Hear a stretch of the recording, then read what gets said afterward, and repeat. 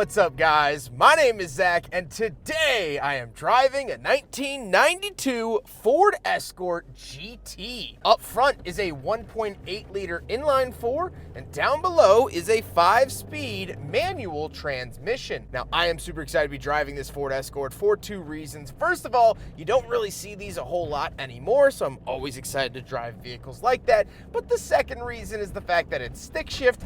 It's a front-wheel drive, fun little car, and I'm excited to have just a little bit of joy in today's video. But if you would like to submit your own vehicle, you can head on over to my website, zachpradel.com/submit. It's a quick and easy submission form. It takes under a minute to fill out, and I come out to you. This video is made possible by theprojectsautomotive.com. If you're looking for awesome automotive streetwear, stickers, or mugs with original designs, check them out with the link in the description below. And I have to say, this Ford Escort one might be one of my new favorite shirts. But let's get back to that 1.8 liter inline 4 under the hood. Well, that is for the GT trim. Some of the higher trims got this engine. It's actually a BP engine from Mazda. We also saw this in the Mazda Miata, as well as like Mercury Capri and vehicles like that. But it is a very reliable dual overhead cam inline 4 that makes about 127 horsepower. Now, while it might not be a power monster, this car is all about momentum and lightweight fun. It really is a Miata with a back seat and a harder roof. Helping that out is the manual transmission that's paired to it. 5-speed manual, shifts great, feels really, really good. And it feels very Japanese because, well, it is. Again, this is when Mazda and Ford were going back and forth. Ford had ownership over Mazda during this time. And so you really see those Mazda traits that I've come to know and love bleeding through here in a Ford product, and I think that that's a very good thing. Last but not least about the Ford Escort, it is front-wheel drive. However, in other markets, you could find them in all-wheel drive. Us Yankees only ever got front. How does it feel to drive the Ford Escort? Well, this one is on coilovers. It is on different suspension, so I can't comment on ride quality, and you might be hearing that in some of the bumps, but it's incredibly fun. It's low power, yes, but you just get to chuck this thing around like a baby doll. That's where the fun comes in. It's buzzy, it's fun, it's light.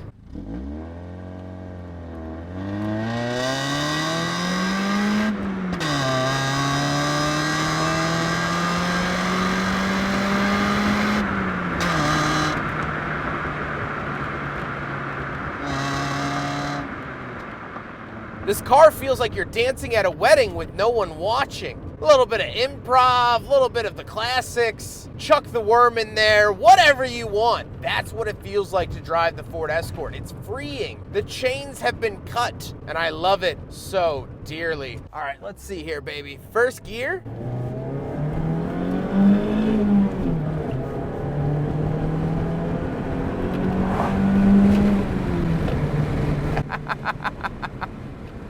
I don't need big power numbers to have fun. I really, really don't. That was fun, and that was doing 45. But take this corner.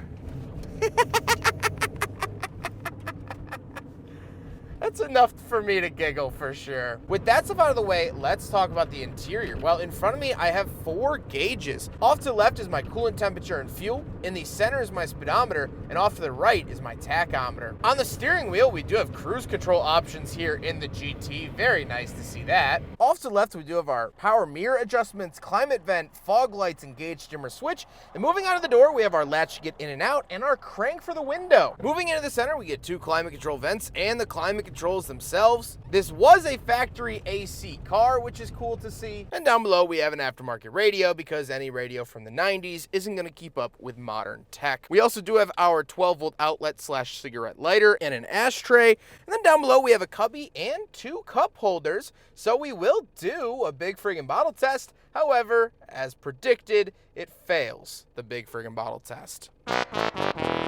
Then we do have the shifter, large and in charge, rubbery and flubbery. However, I like it. This is a very 90s shifter, and it really brings me back to that era, which is lovely. Down below that, we do have the parking brake, armrest with some storage, and the seats. I love the teal piping on the seats. I think it looks awesome. So period 90s. I love when they had fun with interiors, and this was something that they did. It matches the exterior. They're very comfortable, and this does have the passive seatbelt system or power seatbelts. However, they have since broken, which was one of the big issues and why power seatbelts went away.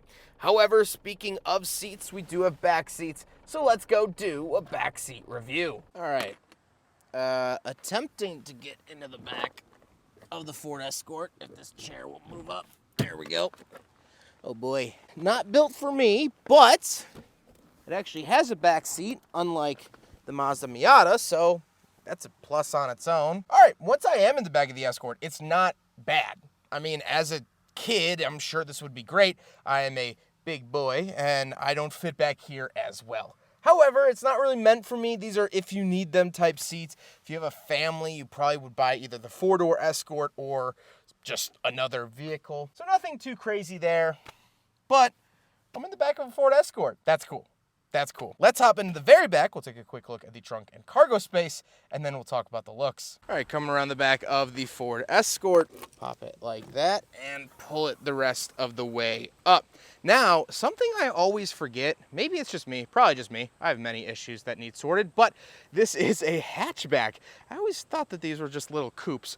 However, as you can see, tons and tons of space. 90s cars were always very good about this, not only at this basic level, but even going up to like the Mazda RX-7, the Toyota Supra. They all had really great hatch space in the 90s. I think automotive, not necessarily, maybe design, but automotive packaging, I think, was at its peak here in the 90s. So definitely cool to see all of that hatch space in the back of this 1992 Ford Escort GT. Now we gotta talk about the looks, and I personally really love the look of this car. It is on, as I mentioned, aftermarket suspension and aftermarket wheels, so these are not these stock bronze wheels. However, I really like the look of this car. I think it's so 90s, and I find it quite lovely. However, with all of this being said, let's get on to my final thoughts. What do I think driving a 1992 Ford Escort GT? Well, of course, I have loved this experience because I love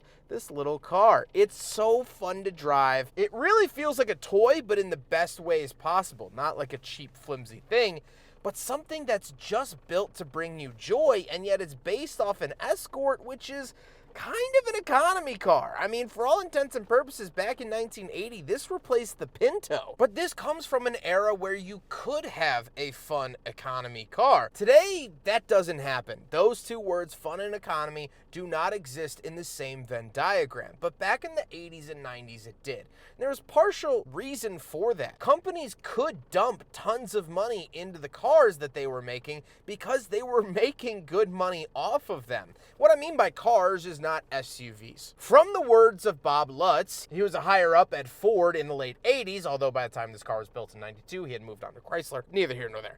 In the 80s, when they were developing the Ford Explorer, which Bob Lutz was a huge part of, he said that they were very hesitant to put any money into the Ford Explorer because they weren't guaranteed a profit. But he mentioned that at the time, you could pump money into cars because you almost always made money off of them. Now, of course, there are instances where they didn't, but it was a more sure bet. It was a less rocky road to travel. So we got cars like this from the Ford Motor Company because the Ford Escort made good money and they had money left over to pump it back into making a fun trim level like the GT with a 5-speed manual transmission. They weren't going to bet the house on this car because they didn't have to. But now here in 2024 and subsequently 2025, SUVs are the big market, and they can justify pumping tons of money into SUVs because that's what the market wants right now. So they can't pump money into smaller cars because they're not sure if it will even sell well. The playbook has completely flipped since the 1980s and 90s. And this is example A, exhibit A in the court case, if you will. This was a fun economy car, and we were allowed to do that because, frankly, Ford wasn't going to lose their butt on it. And they didn't. These sold really well, people loved them, and we called it a day. I am in that group. I love this car, and I hope that you do too. I hope you guys enjoyed the video. Huge thank you to Oscar as well as the projectsautomotive.com. They sell awesome automotive t-shirts as I am modeling here for you. Really, really cool if you want some awesome streetwear and are a car fan, a car nut, a car nerd.